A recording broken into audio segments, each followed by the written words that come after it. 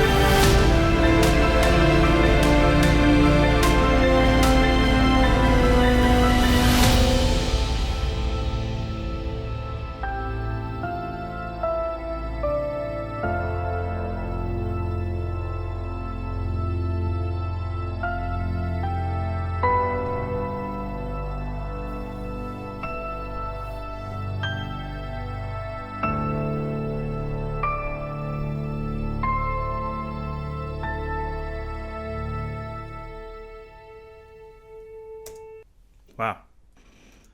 Awesome, dude. Yeah, I love the chords you're using. This is dope. I love the emotional brass throughout the intro. Yeah, the chords and the arrangement are fantastic. The melody, everything about this track is really great. I love it. By the way, I love that that one kind of sound that stood out in the intro, which I thought sounded really cool. It was like kind of like it sounded like an organ with a slow rotating Leslie cabinet. That is an interesting sound to use in a trailer context. I actually never would have thought to use that. And it sounded really cool. It suited the track. So yeah, nice work. The simplicity and the effectiveness of the chords and the melody really do all the talking in this track, I thought. And I thought the percussion was like sort of minimalist, and I thought that approach actually really held up nicely. This is a great example of a trailer that really didn't need a lot of percussion to kind of to keep it to keep it going, and I kind of like the bare bones approach to it. All the big trailer hits are really smashing through the mix nicely. I might have brought the snare up in the mix a little bit more, and maybe even like gradually throughout the last bit of the song. I just know that like I tend to rely heavily on a lot of like driving 16th note percussion to back up the big trailer hits, but I've been guilty of overcomplicating things and doing too much of that. Yeah, it's like the beauty of listening to other people's work, man. You get inspired, and you get these new ideas, and you see how other people are doing things, and you feel inspired by it. So I definitely felt inspired listening to that. I love the approach, and I love the raw emotions going on in the track. It sounded awesome. So thanks so much for sending that over. Bob mentioned to me that this song won second place in like a music contest of some kind, which I'm really happy to hear. So congrats on that. Yeah, very nice work, Mr. Bob Strange. And I love your name too, by the way. Sweet. Okay, so let's move on. Okay, next track is from my friend Luis. Thanks for sending this. This is called Unease. Here we go.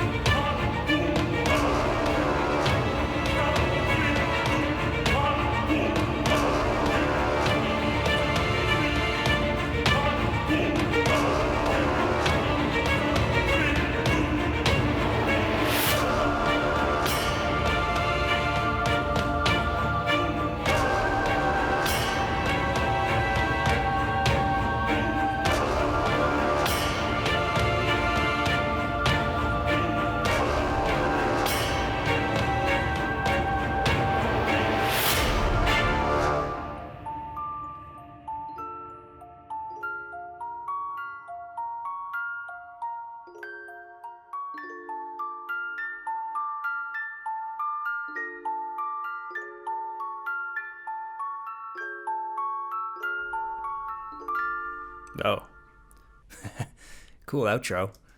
Yeah, man, nice, nice work. That's awesome. Okay. That was really spooky. That was like a really spooky track. It had that Halloween vibe. I'm into it. I love the like tribal warrior vocals. Like, what choir library were you using to do that? I'm curious because I want it. Yeah, I really liked the vibe, man. A few things popped out to me when I was listening back. I think the mix could maybe like use like a tiny bit of a cleanup. It sounds like there's a lot of muddiness in the lower mid range. Actually, we should just take a look at that with EQ here for a second. So if I just play it from this section, let's check this out. Yeah, there's like, I don't know, quite a bit of muddiness going on around like around 253 or 300. That you could maybe like be managed just like a little bit better.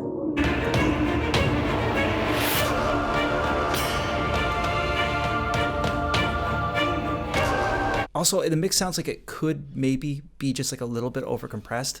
I might back off on that like a little bit. I think it would have been nice to have a bit of volume dynamic between like the intro section and then where like the percussion comes in. Because like just looking at the waveform, it kind of looks like things got like pretty smashed on the compressor, but otherwise I really like the arrangement and the instrumentation. It's really vibey, so excellent work on that. Yeah, I really like the creepy toy piano outro too. That complements the track really nicely. I'm not sure if it was intentional, but it's almost entirely panned to the right, which is a kind of a curious choice, but regardless, on a musical level, it's really sweet. So thanks so much for sharing this track, man. Much respect. Okay, next up we got a track from James. This is called Before the Dawn.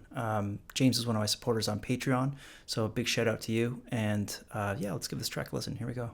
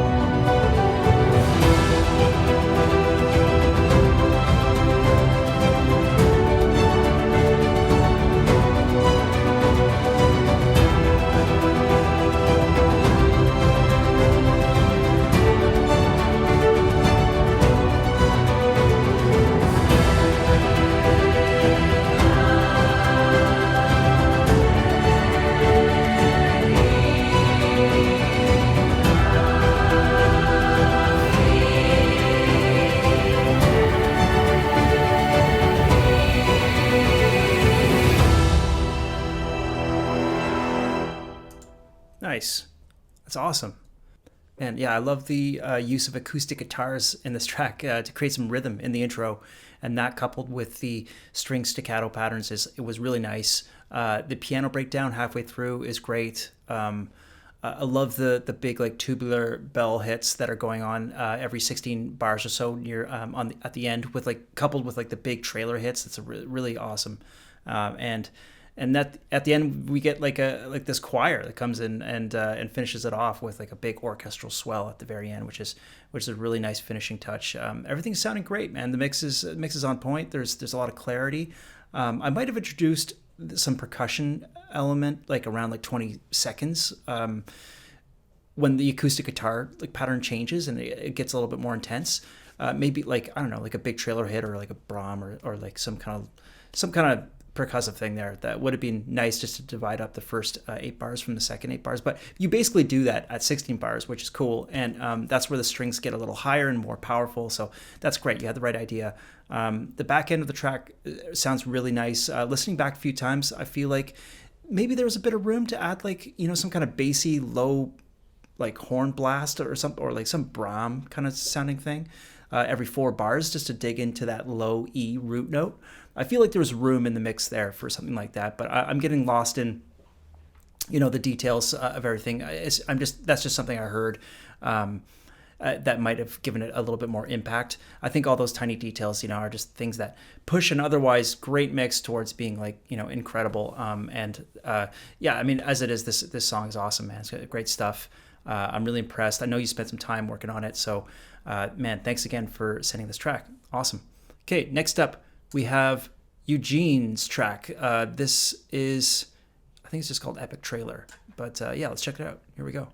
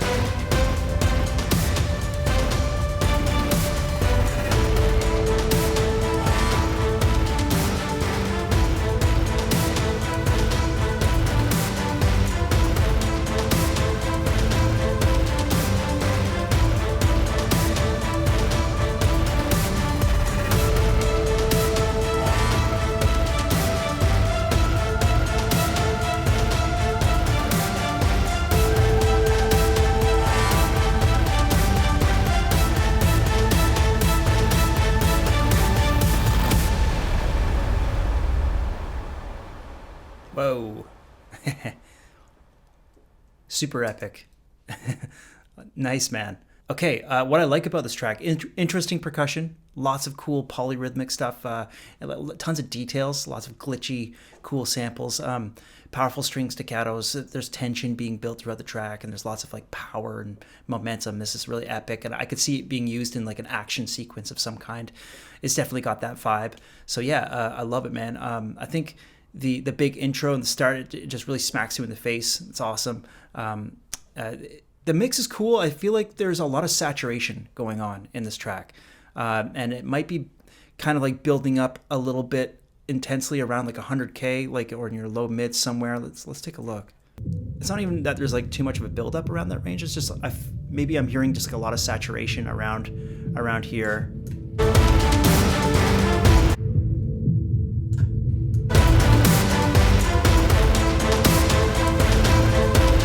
Feels a little bit nicer if I just dip that ever so slightly. So yeah, I don't know, just something to think about. It almost sounds like maybe the mix bus has a lot of saturation on it too. I don't know.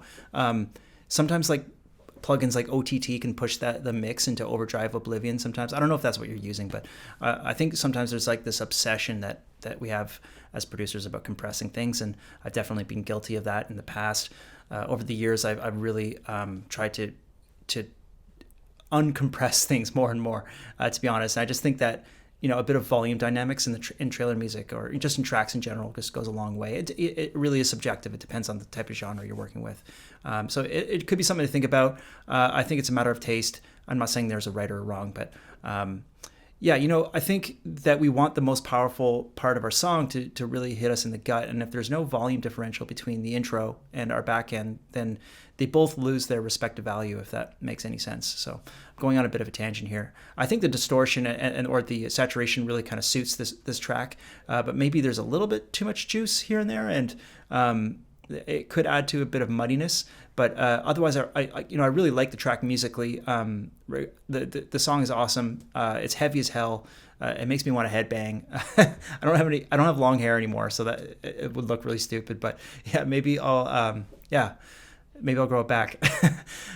So yeah, I'm gonna have to visit Ukraine too, because there's a lot of composers coming out of Ukraine. I've noticed lately. I don't know why. What's going on over there? Anyway, thanks again for sending me this track, Eugene, and keep up the great work, man. It's awesome. So this has been a great episode of Track Reviews. As always, it's great to hear you guys' music. It's inspiring, and I love just staying connected with you all. So if you're watching this, thank you for reaching out to me, and thank you for watching this channel.